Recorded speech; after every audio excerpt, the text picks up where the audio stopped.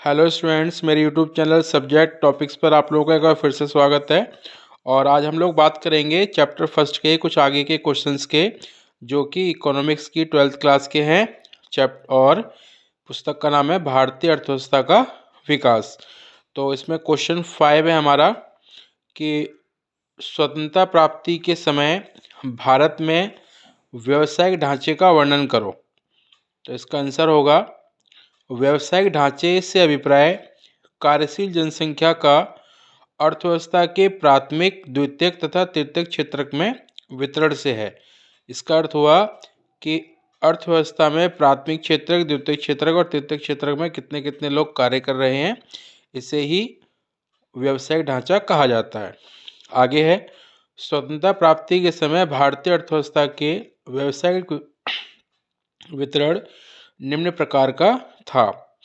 First point, कृषि व्यवसाय का एक प्रमुख स्रोत, यानी स्वतंत्रता प्राप्ति के समय लगभग 72.7% कार्यशील जनसंख्या प्राथमिक क्षेत्र में लगी हुई थी, जिसमें कृषि एक मुख्य घटक था यानी भाग था, जो भारतीय अर्थव्यवस्था के पिछड़ेपन को दिखाती थी। सेकंड, उद्योग व्यवसाय के एक महत्वहीन स्रोत, स्वतंत्रता प्राप्ति के समय भारत की कार्यशील जनसंख्या का केवल 9% भाग निर्माण उद्योगों, खनन आदि में लगा हुआ था। अतः स्वतंत्रता के समय भारतीय अर्थव्यवस्था के पिछड़ेपन को दिखाता है। एंड थर्ड पॉइंट है, कृषि से उद्योग की ओर नगण्य परिवर्तन। कार्यबल का कृषि से उद्योग की ओर परिवर्तन या खिसकाव आर्थिक विकास को निर्धारित करता है, परंतु भारतीय अर्थव्यवस्था की स्थिति में ऐसा परिवर्तन अनुपस्थित था।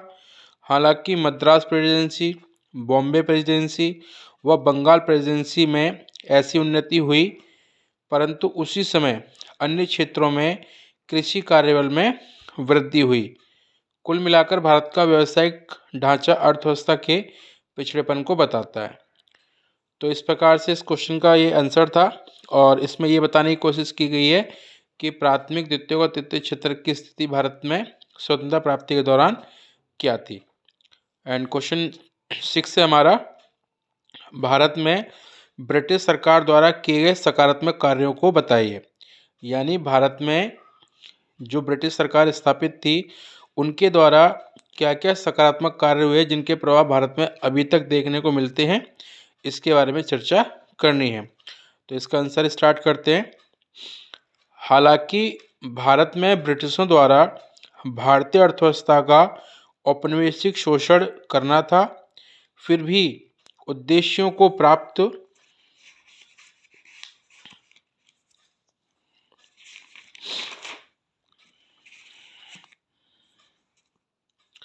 करने के लिए उपाय सकारात्मक प्रभाव दे गए। यानी कि उनके द्वारा शोषण करने के लिए ही जो कार्य किए गए थे, वे कार्य ही सकारात्मक प्रभाव हमारे लिए बन गए।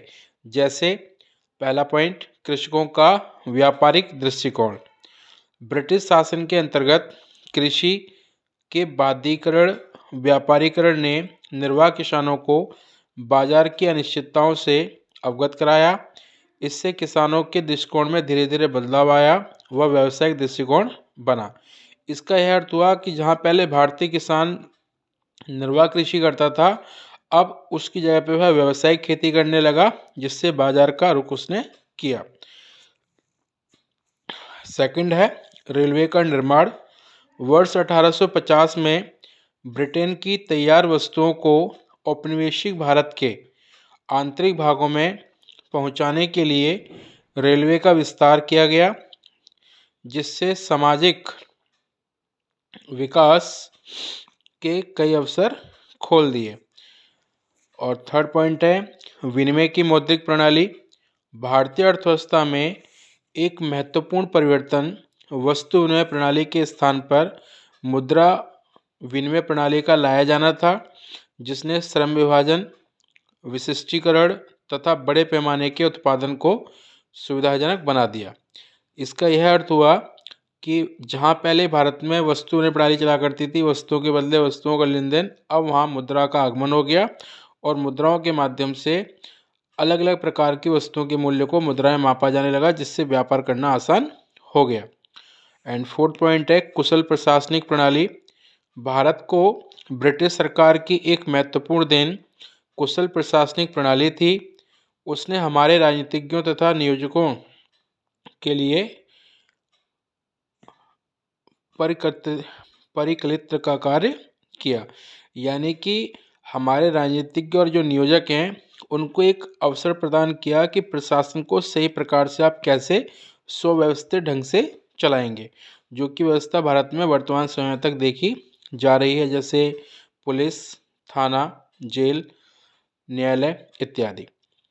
और फिफ्थ पॉइंट है देश में बंदरगाह निर्माण, डाक व तार सेवा का विस्तार व सड़कें के विकास को सामान की आवाजाही आसान हो गई इत्यादि आधारित संरचनात्मक परिवर्तन अर्थव्यवस्था में किए गए, जिसके पीछे उद्देश्य ब्रिटिश अर्थव्यवस्था की समृद्धि तथा उसका विकास करना था।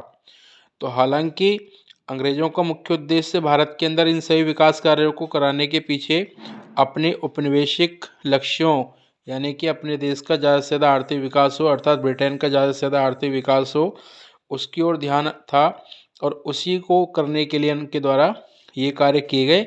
लेकिन फिर भी इनके द्वारा ये जो कार्य किए गए वह भारत में लंबे समय तक उनके बाद भी जाने के बाद बने रहे और वर्तमान में हम उनसे लाभान्वित हो रहे हैं। इसी कारण से इसे सकारात्मक प्रभाव नाम दिया गया है। तो ये हमारे दो नेक्स्ट क्वेश्चन थे, क्वेश्चन 5 एंड क्वेश्चन 6, जो कि व्यावसायिक संरचना और ब्रिटिशों के द्वारा सकारात्मक कार्य से संबंधित थे, जो हमने डिस्कस किए। और आप लोग इनको लगातार स्टडी करें, इनको बार बार इनको आप सुने, इसके साथ साथ आप इनको राइटिंग प्रैक्टिस में लाएं अपनी, जिससे कि आप लोग इसको अच्छे तरीके से याद कर लें। और जितना आपको इस चैनल के माध्यम से मैं पढ़ा रहा हूँ, इससे बाहर एग्ज़ाम में कुछ भी नहीं आएगा, इस बात को आप याद रखें। ये मेरा आप लोगों के प्रति विश्वास है और आप लोग इसको अच्छे से करें। बस मेरी शुभकामनाएं आप लोगों के साथ हैं, लगातार अभ्यास करते रहें। Thank you.